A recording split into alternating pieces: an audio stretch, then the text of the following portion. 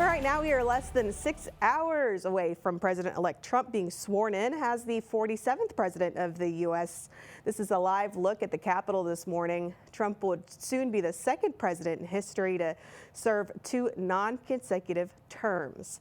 Last night, the president-elect took a victory lap with supporters at a rally where he gave a glimpse of what to expect in the first few days of his second administration.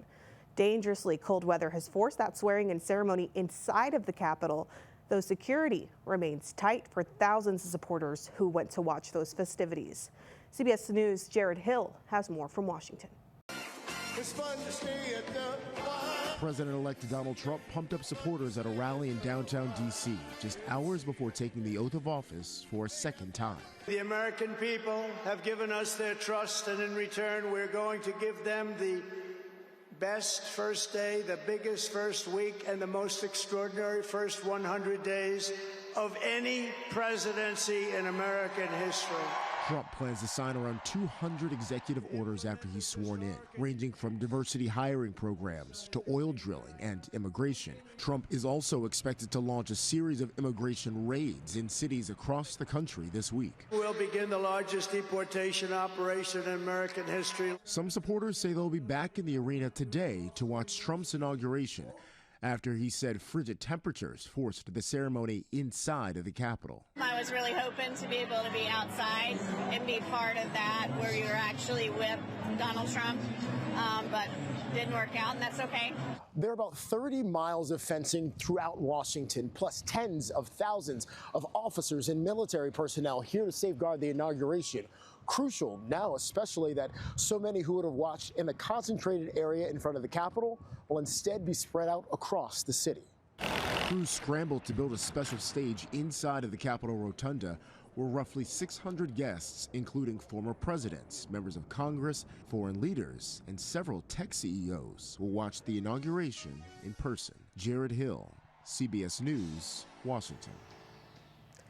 Well, later today, a piece of East Texas will be at the nation's capital. Here are some new pictures from Congressman Nathaniel Moran showing just some of the East Texans that are in D.C. for that big event. These photos were taken at the inauguration open house that happened this past Friday.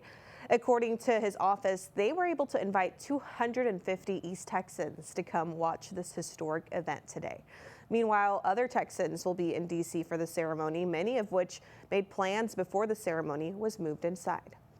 There's 220,000 tickets given out to the inauguration, and this venue only holds 23,000 people. So we're wondering who were the 23,000 lucky. And to me, it was like, this is a once-in-a-lifetime thing. It's like, I'm just excited to be here. Everybody's been so friendly and helpful. We're just blown away by that. It's been great. Well, they aren't the only ones that were bummed out with the change of plans. The Texas High School Band from Texarkana was actually supposed to play in the presidential inaugural parade, but that cold weather forced the parade to be canceled. That isn't stopping them, though, from performing or enjoying the nation's capital. They were only one of 4 high school bands to have been invited from across the nation to go perform. Despite there not being a parade anymore, the band director says they still have a full list of events to do today. We are still enthusiastic and cannot be more proud to be coming and representing Texas at this event. We'll find out soon what we're going to be doing on inaugural day, but after that we still are going to be going to Arlington National Cemetery, putting a wreath at the Tomb of the Unknown Soldier. We'll be performing the national anthem at Fort McHenry and a lot of other wonderful events in the D.C. Capitol. We're wishing them a safe trip back to Texas. And coming up at 6:45 this morning, East Texas Representative Nathaniel Moran will be joining us live to talk about today's inauguration. We'll touch on what new presidency means for the nation and how people are feeling after the ceremony was moved indoors. Time now, 5.